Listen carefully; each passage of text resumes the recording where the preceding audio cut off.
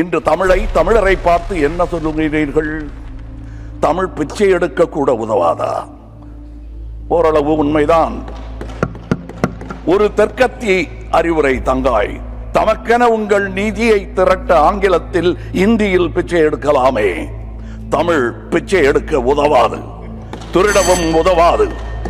தமிழன் பிச்சை எடுக்க மாட்டான், அதுவும் உங்கள் பிச்சையை ஏற்கவே மாட்டான். ஒரு குறும்படம். And this was published in a magazine called Vidudalai on 27th November 1943. What does he say?